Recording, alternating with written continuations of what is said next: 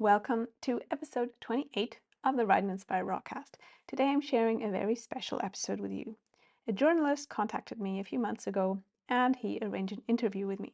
So he did an interview and we talked about a lot of things that have been on my mind for a long time, and I'd like to share some of the recordings of this interview with you today. He also wrote an article, which I'm going to link below, so if you're more into reading, then you can read, basically it's a summary of this talk in the text below.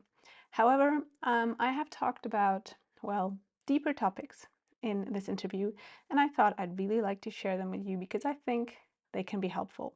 At least if I would have listened to this episode a few years ago, I would have found it helpful.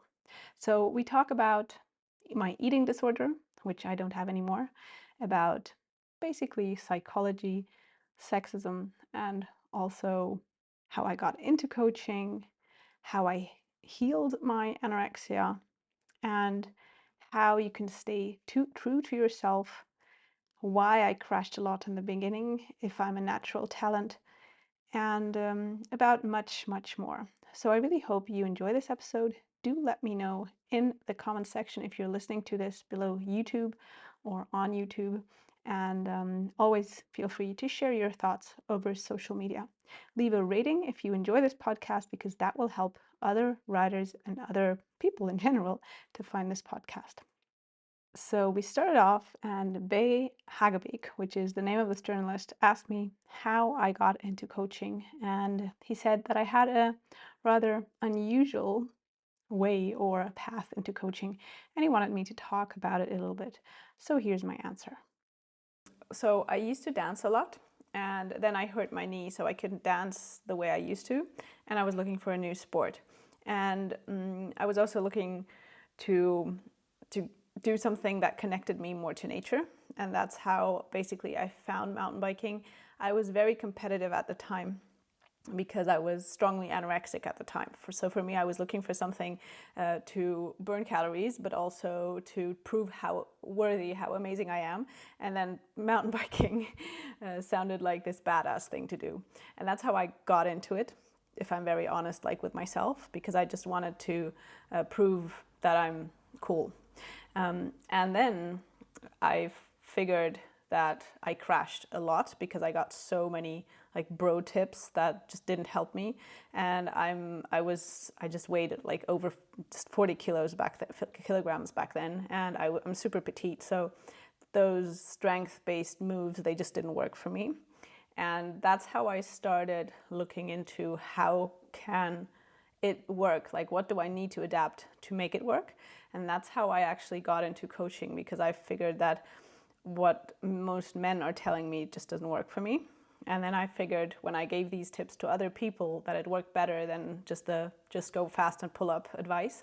And that's how I started coaching, because I noticed that I could really make an impact into for people way beyond mountain biking.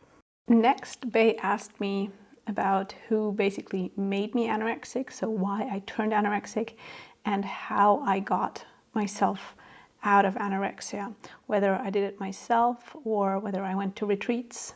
And before I play the next section of the interview with you, I would like to share, yes, I did go to therapy, of course, but most of the success definitely came by what I'm going to be sharing next. There is one big problem in this world, and that is the victimization, that everyone is so, oh, it's not my fault, I'm this, I was born this way, or I was made this way, or I can't change that. And I think that victim mentality is one of the biggest problems in our entire world. So the big thing that because I was, as I said, highly anorexic, so I basically starved myself to death. I was about to die. And I woke up one night saying, I was so hungry that I barely could get out of bed. And I walked through the fridge, and on the way to the fridge, I collapsed. And I fell into like some comatose state, because I had less than 2% body fat, which is, for a woman, it's really dangerous. And when I woke up from that, I was like, why are you doing this to yourself? And that's the moment when I noticed, okay, I'm not the victim, because before that I was like, I'm like this because I had a sexual harassment in my childhood. He did this to me, blah, blah, blah. And then I noticed that moment. I was like, no, they're not doing this to you. You are doing this to yourself. And that was my wake-up call, when the first thing I did was go to the fridge and actually had something to eat. and then I started my journey. So I started my journey to say, okay, why are you doing this to yourself? Get out of that victim mentality and get into your control mentality, which is basically what anorexia is about. It's about controlling something if you can't control everything else around you. So I started to control the things that I can actually control, which is my thoughts, my worthiness, and the way I looked at myself and the world. And that's the biggest thing that started my journey. And then, of course, I did therapy, but the thing that rescued me was working on myself, reading lots of books, and meditation, yoga, finding my worthiness in myself. And of course, therapy did help, but I was very, I would say, I don't know if it's unlucky, or probably it was meant this way, but I had very bad therapists that they just did it for a job, but they didn't care a lot. So that's why I had to find a way in myself. And it is a journey, and it will never end. So I will always have nudges in my life where I notice, okay, that's something I still need to look at. And I think it will always be that way. But overall, it's a huge difference to how I was back then and what victim mentality I was back then. And I see it all around myself today. I think people are in this victim mentality about everything. Like, the weather is bad, I'm in a bad mood. No, bullshit. You're in a bad mood because you decided to be in a bad mood because of the weather. It's not the weather. And that's something that I see with mountain biking as well, that people get carried away in that victim mentality. It's because I crash a lot because I don't have enough travel. I crash a lot because I'm with the wrong people, versus I crash a lot because I choose to be with the wrong people that are making me be the way I'm not. And that's something that I would like, or I try to bring into the world through a more playful, entertaining approach. And I do believe that that's the reason why we are talking, because the people who have that feeling, they do get it from reading the captions and like reading between the lines of my YouTube videos. Bay then said, well, staying true to yourself sounds actually pretty easy, but I know it's not. So what's your take on this? Is it easy or not to stay true to yourself and to be authentic? It is a super hard thing. I think it's basically the hardest thing to do in life, where everyone, or basically you get rewarded for blending in, and to finding who you truly are is the biggest challenge, but it's also the most important thing. So I keep saying, if someone asks me, like, why do you do what I do? Then I say, I use mountain biking as a tool for people to find their authenticity, which is the key for anything in life. Because if you know who you are, if you like who you are, you will find the people who like who you are, and it will be this positive cycle. But if you don't like who you are, you'll find people that don't really like you, and you'll try to impress people that you don't like, and that will be that vicious negative cycle. And I think mountain biking is great for that, because most people, like I did in the beginning, get sidetracked by their ego, and they say, okay, I want to do that jump because then they will find me impressive, or I want to learn that trick to impress people. But they don't actually look at it, am I going to impress myself? Am I going to be the person that I want to look to in the mirror? Or am I just going to be a cool person that other people who are looking for other cool people but don't really like themselves like? And that's something that I think is great, that we can use mountain biking as that tool to say what is really nourishing your soul and not what is feeding the ego. And everything boils down to that, soul versus ego, and listening to that very low but intense voice of soul versus the loud voice of the ego. Next, we went on to talk about mountain biking, and he asked me if I ever crashed and whether I believe that I'm a natural talent. I wouldn't say I'm a natural talent or something. I would actually say the opposite, because I didn't start until I was 25, and I taught myself, and I crashed a lot in the beginning.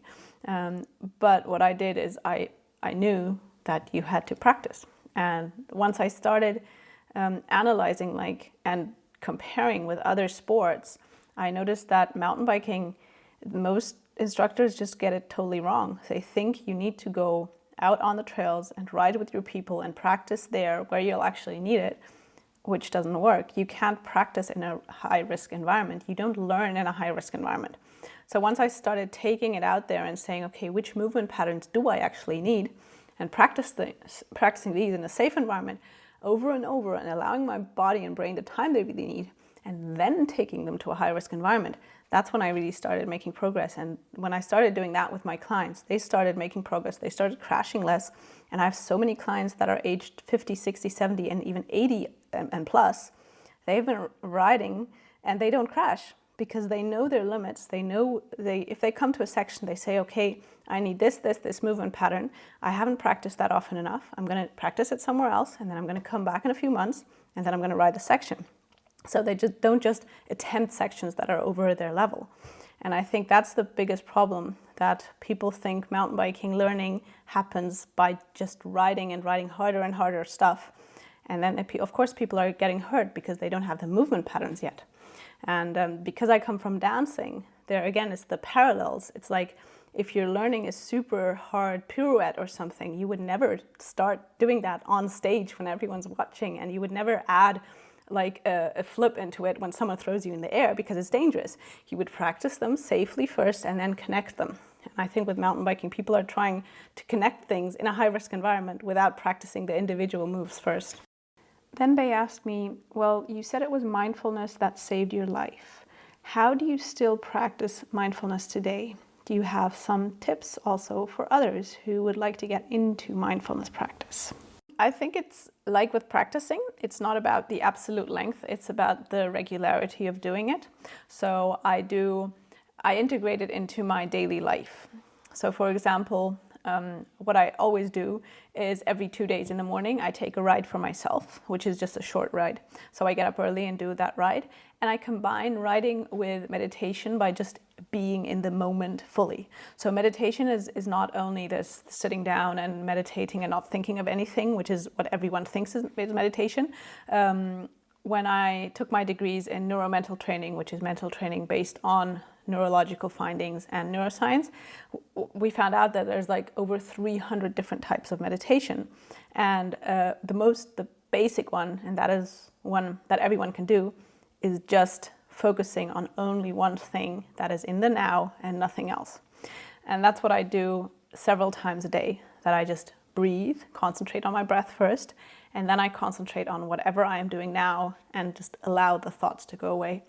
And like with practicing skills, that is also mental practice. And if you do that every day, then really short periods of 10, 20 seconds will already be enough to regulate your nervous system. And that's basically what it's about, like feeling when you are over-aroused and regulating the nervous system down, and then always finding that balance, as you said before. So I would say I do still integrate most of my meditation practices, I don't do them as I had to back then, like long sessions, and concentrate more because I've practiced more. So it will be 5 or 6 short sessions of just concentrating on my breath, or gratefulness for my coffee, or when I'm out riding, stopping and enjoying the view and just allowing the panoramic vision to flood my hormonal system, which is a positive hormonal system. And those are the things that will nourish you over the day. That awareness, it all boils down to our focus and our awareness. Then he also asked me whether I visited retreats where I learned to meditate and how I actually resolved my issues in the long run. Yeah, no, back then actually, no, I didn't. I read a lot of books and I just sat down and practiced a lot. And I did some breath work online training, but most of it was actually just deep work with myself. And when I did the psychological trainings, of course, part of that is always working with yourself, because you don't want to transfer your problems onto your client. So all of those were really good to heal, because I worked with other colleagues that were going through similar stuff, to again heal stuff that was still stuck. And I would say, if you have a good psychological training to become a psychological counselor and also a mental trainer, it has to be part of it. So you need to let go of your underlying issues before you can do them with clients, or before you can work through anything similar with clients. And that is also something that nowadays still, I do believe that every client that comes into my life is still a gift to find where I still need healing as well. The only important thing is that I need to know where it stops and where my limitations are limiting my client, that I need to always look into that mindfully as well. We then also talked about mental training and how we can use it in daily life. And in the following, I'm going to share basically how I define mental training and how I believe it can be helpful. Our mind is much stronger than we think, and we can change our reality just by changing our thoughts. And if you think of your brain, it's like cosmic Google. Your brain will find what you ask it for. So if you say, I'm not worthy, you will find examples everywhere of people showing you you're not worthy. But if you think, I'm beautiful or I'm strong, whatever it is, you will find examples that you are what you think. And as soon as we've understood that, and as soon as we start working with it, it's not like, okay, great, I'm strong. It doesn't work that way. It's training. It's called mental training for a purpose. You need to train that. As soon as you start doing that, you can reach anything you want in your life. It's just about training. Next topic we addressed is basically mind over matter. So whether I believe if it's possible to achieve everything, and whether mindset is everything, or if there maybe is more to it. As I said, neuroscience, they look into this. They look about how meditation changes the brain, and you can measure it. So it's not something we imagine. It is really, the brain changes according to how you use it. It's all about creating new habits that serve you versus reinforcing the habits that don't serve you. And it sounds simple, and it can be simple if we do it, but most people are caught in that victim mentality of thinking, no, I was born that way, or I'm too old to do that, or no, I can't do that. And as soon as you think that, then you can't. What I also think is important is that there is a limit. So actually my thesis was about mental training in mountain biking and in relation to skills training. And we need to know that there is a healthy limit. So just because I say, or I believe I can do that drop, if I don't have the skills, I'm not going to be able to do the drop. So of course there is a limit to everything, but it's more about focusing on the thoughts that will help you improve versus focusing on the thoughts that will stop you from improving. And knowing the difference between thoughts that are delusional, like for example, if I stand at the height of a rampage and say, I can do this, then I'm not going to do it. But of course, if I say, look at rampage and say, I can do this and I'm going to work for it, and in 20 years I'm going to be ready, then that is realistic. So you just need to change the time frame, and then almost everything becomes realistic. Then he asked me to share my perspective on how to make the best out of rides, and especially when we're not secure or mentally stable at the moment. And that's what I'm going to share about in the next section. And fun is definitely such a big topic when it comes to mountain biking, because a lot of people, if you think about it, most riders out there are hobby athletes. So they are people doing this for fun, if you reduce it. But they're out in the woods not having fun. They are either scared or treating themselves badly because they're telling them, oh, I'm so stupid, I didn't do that, I didn't ride that, or how stupid are you not to do this, and why can everyone else ride this and you're not riding? So they're basically beating themselves up in their head while they're out actually with the goal of having fun. So I always say, if your goal is having fun, why don't you prioritize having fun? Why don't you find out, how can I have fun? How can I make this moment more fun? And get out of your head beating yourself up for things that aren't really important, because at the end of the day, who really cares if you rode that section or not if you were out having fun? Are you going to remember the fun day, or are you going to remember, I didn't ride that section? It's your choice. But most people focus on their faults and focus on their achievements and their ambitions rather than focusing on their fun. And I think for most leisure athletes out there, it should be the fun that we focus on. Finally, we went on to a recipe to change your thoughts and self-perception. Thinking, practicing, repeating, correcting, thinking, practicing. It's a cycle. And I think this is also the problem, that people are looking for quick fixes for everything. But we need to acknowledge that everything will take work and changing habits will take practice. And as soon as we focus on the things we want to change and focus on the things we want to become, that's when we can actually reach change. But we need to put in the work. Finally, he asked me, why is there suffering? My approach to suffering, and he wanted to know my approach to spirituality and sexism. Great question. And I think about that a lot as well, especially since I have lived in countries where I know people are starving, and I'm of course I'm an empath and I feel things much more intensely than other people, which is a gift. But as you say, it can also be very disheartening for myself. And especially what I have a lot of trouble with is when animals are being treated badly. That for me is one of the worst things in life. One thing that did help me when I was on that quest for general spirituality, or when I was finding myself more, one thing that did really help me was the idea, although this does sound very spiritual, but in a way it did resonate with me, was the idea that our soul has a contract and that each of our souls chooses what we want to experience in this life. So this life is just a temporary experience of a soul that will live forever. So although, just as you said, everything will pass, although for us this life feels eternal, it's not. And the suffering in this world is something that we chose when we came here. And although it sounds weird, every soul that is suffering chose that as his exercise on this life to find something deeper. And it will pass and the soul will grow, and in the next life then they will suffer less or suffer more according to what they choose. So it's not in I can't really influence it, but it's not going to help the person, me, or my soul, if I feel bad about it. And of course, it's not always easy, especially if I see suffering firsthand.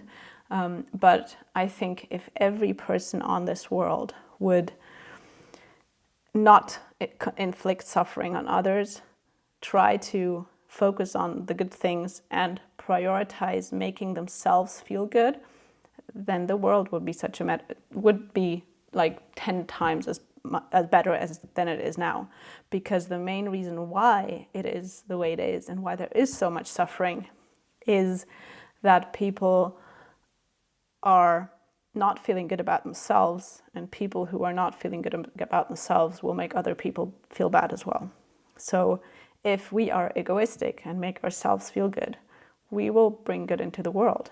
And if people would do that, rather than spewing their hate onto the world and contributing to that pollution of hate, then we'd have a better place. So it's not going to help if I get frustrated and if I get sad, because then I'm just going to spew my sadness onto the world. So I'm just going to contribute to that. So it's easier, it's better for everyone. And also this brings me back to the question you said when we started about sexism and about the hate in the internet.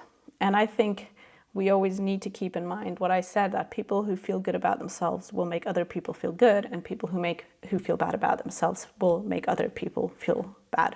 So any comment I get is just a person feeling bad about something in their life. Otherwise, someone who's happy, someone who's content, someone who's in peace with themselves, they would never go on the internet and write things like that. Yeah, they may give constructive criticism, but they would never say, you suck.